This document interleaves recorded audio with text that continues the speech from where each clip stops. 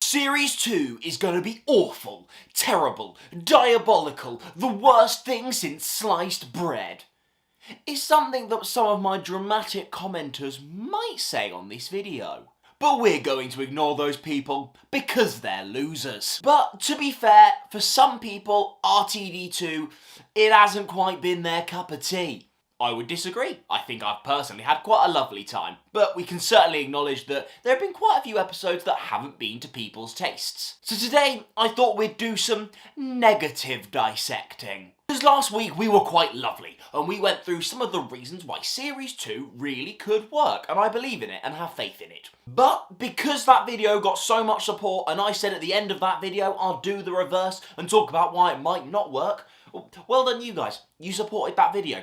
So here I am, making the part 2. Well done you lot. Let's get into some reasons why Series 2 might not quite work, or at least why I might be worried about it. Number 1, the finale. Now, while there was definitely some split opinion on the previous series, there was one thing people weren't split on. Empire of Death was pretty gosh darn rubbish. And unfortunately, seeing as quite a lot of the series hangs on its finale, you know, how it wraps up a season, that's quite a lot of weight resting on this new Series 2 finale's shoulders. And Russel doesn't always have the best track record when it comes to finales. Look, some of them are fantastic. Take Series 1's finale or Series 4's finale. My god, you've got Series 3's finale, like Last of the Time Lords, End of Time Part 1 and 2 were interesting, some great elements but not perfect, and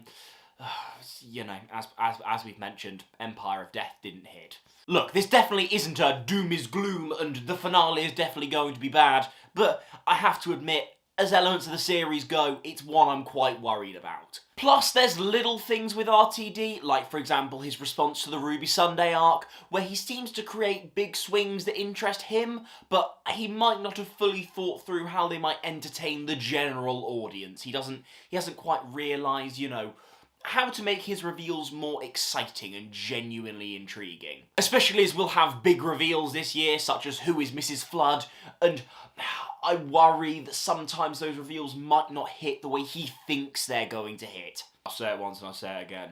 By Jove, would I love to be proved wrong. I want a good Mrs. Flood-based twist. Number 2.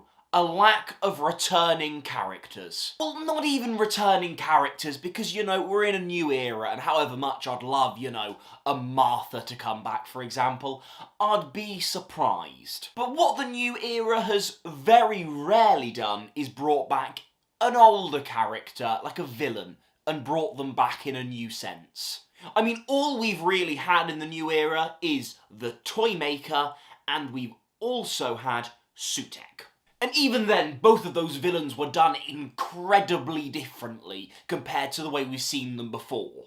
And look, it's a tough balance to find because, you know, no one is desperate to see, you know, if we're going to bring the Daleks back, you know, we want something new and different to happen, you know, everyone's a bit I'm certainly a bit bored of the Master, for example, unless they brought back Sacha Dhawan. But on the other hand, it's such a genuinely big, like, important part of the show, this, you know, important, cool rogues catalogue, that I think just, like, completely ignoring that isn't the right way to go for me. Again, this isn't definitely saying we're not going to get any new returning characters, or Mrs. Flood isn't going to be revealed to be the Rani, the most predictable twist ever. I really hope that isn't the case.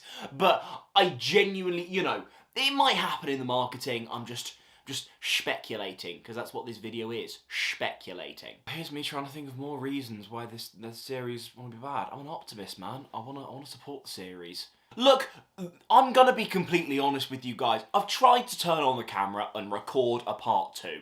But I'm not gonna fake things and, you know, make things more dramatic or, you know, add a reason that I genuinely don't believe in. I believe the performance is gonna be there. I believe Blinder's gonna be a great new character. I don't have any more negatives I can specifically throw at this. So, I'm not going to make one up for the sake of it. And that's the end of the video. Thank you very much, guys. Your support is lovely. Remember, comment those video suggestions down below, because I'm getting to them very, very soon. In fact, little teaser for the future of this channel. There might be a considerable increase in the number of uploads. Might reveal more in the next video. That was camp. Oh, get you, eh? What a bloody cheeky reveal that was. Oh.